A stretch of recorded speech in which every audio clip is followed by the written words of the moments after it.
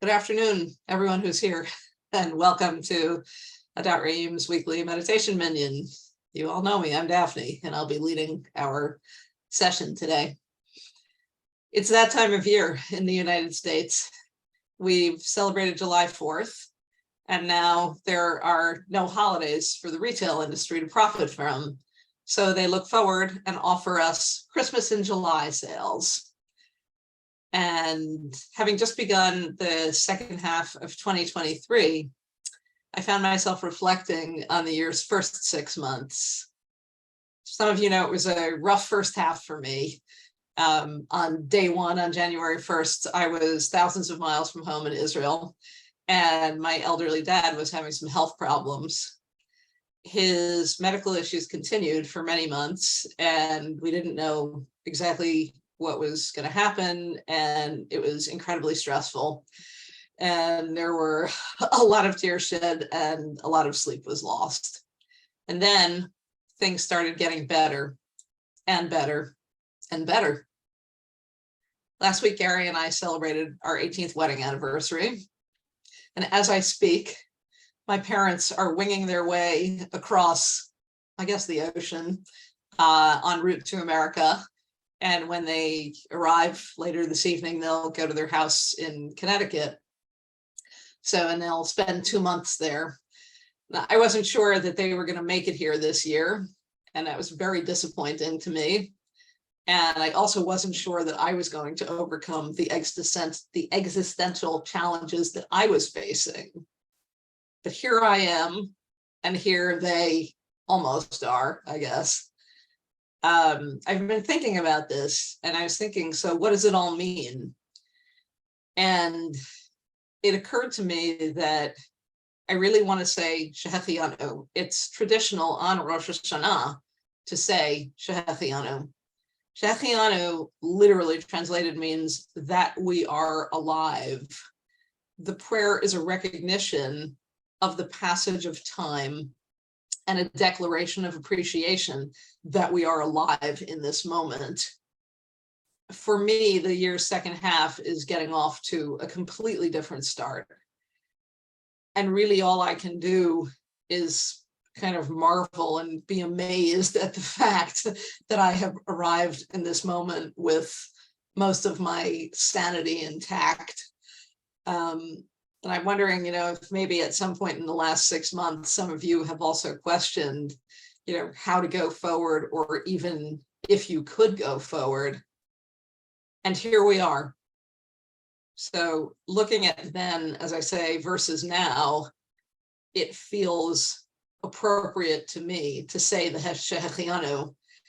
And I'm regarding this moment as sort of Rosh Hashanah in July. So I've just made up a new holiday, Rosh Hashanah in July, without the preparation and all of the need to cook food.